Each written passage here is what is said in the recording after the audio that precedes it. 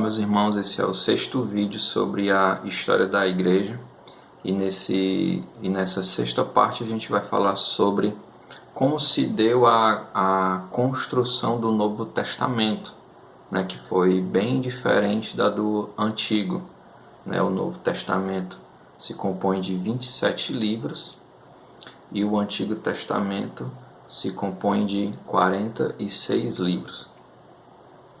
Então, essa composição foi diferente por quê? Primeiramente pelo tempo, né?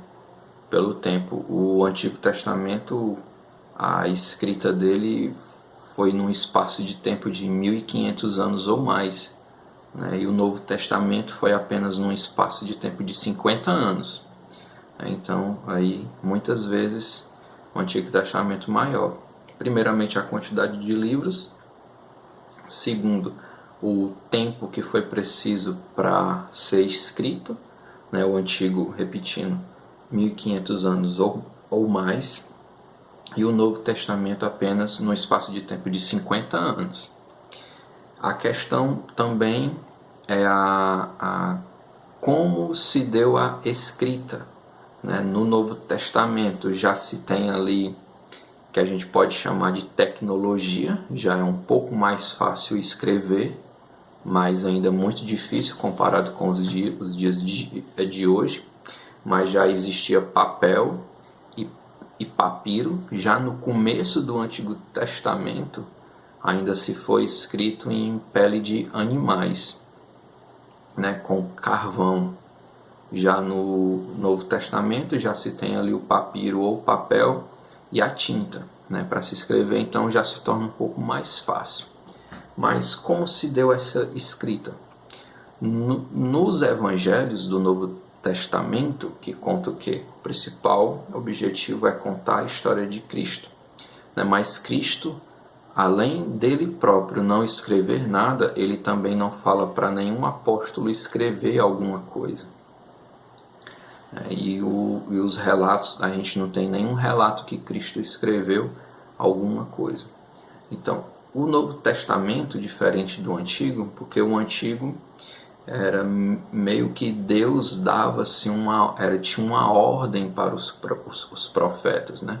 De escrever, tinha a classe dos escribas que eram responsáveis só por escrever, só por replicar aquilo ali que os profetas falavam, né? E no Novo Testamento não teve isso, foi algo muito espontâneo. Então, como se deu? Primeiramente, a ordem que a gente tem no Novo Testamento é Mateus, Marcos, Lucas e João, aí vem Atos dos Apóstolos, Romanos, Coríntios e assim vai.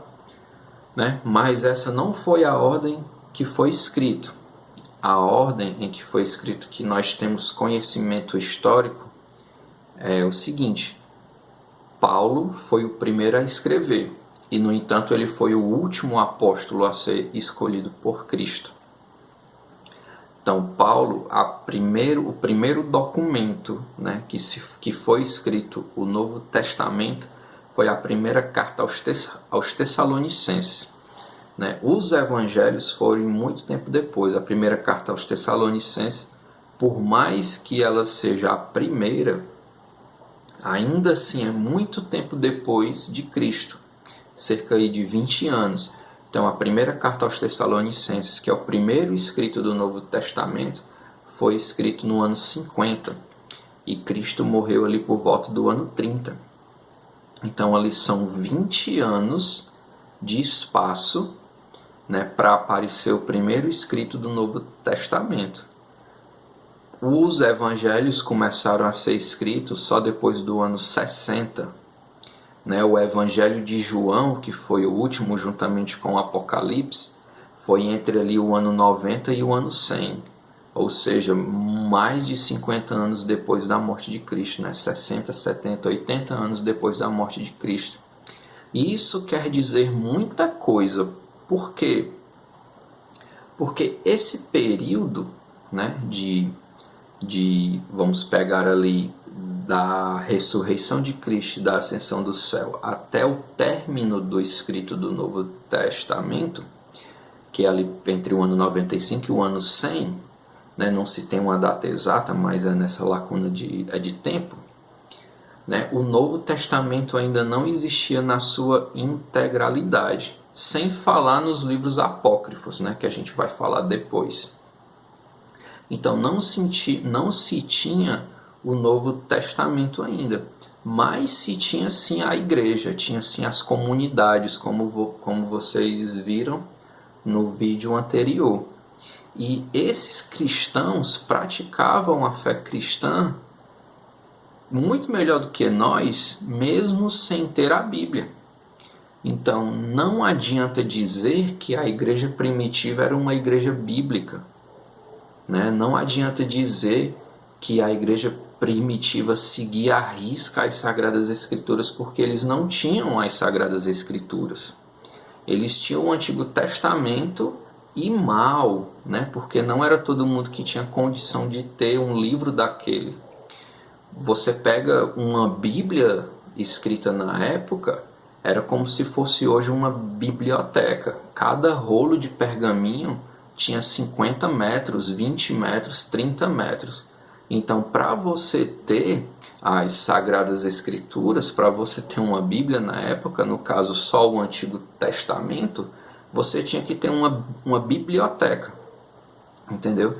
Então esse negócio de dizer que a igreja primitiva ali era uma igreja bíblica não condiz com a realidade dos fatos, né? Mas assim, eles seguiam o evangelho à risca. Como que eles conseguiam praticar o evangelho à risca? Através do testemunho que eles receberam dos apóstolos, né? Então eu vou ler aqui alguns trechos, tanto da Bíblia como de alguns documentos da época, né, posterior ali aos apóstolos, que os discípulos dos discípulos de Jesus escreveram alguns escritos, como Policarpo, Justino, Clemente, né? Eles escreveram algumas coisas que eles ouviram da própria boca dos apóstolos, né? Até porque Cristo lá na última ceia ele disse: ainda tem muitas coisas que eu tenho a ensinar a vocês, mas vocês ainda não estão preparados. Mas vai vir o Espírito Santo, que é o Paráclito, e ensinar-vos a toda a verdade, ou seja, no futuro, ensinar-vos a toda a verdade. Então, tem aqui na segunda carta aos Tessalonicenses 2,15, que diz assim: assim, pois, irmãos, ficai firmes e conservai os ensinamentos que de nós aprendestes. Isso é Paulo falando, né? De que nós aprendestes, de mim e dos apóstolos, seja por palavra ou seja por carta, né? Que São Paulo escrevia as cartas, carta aos Romanos, carta aos Filipenses, carta aos Coríntios, né? Então, a mensagem bíblica, a mensagem apostólica, era passado tanto por carta, por escrita, ou como por voz, né? Seja por palavras ou seja por carta.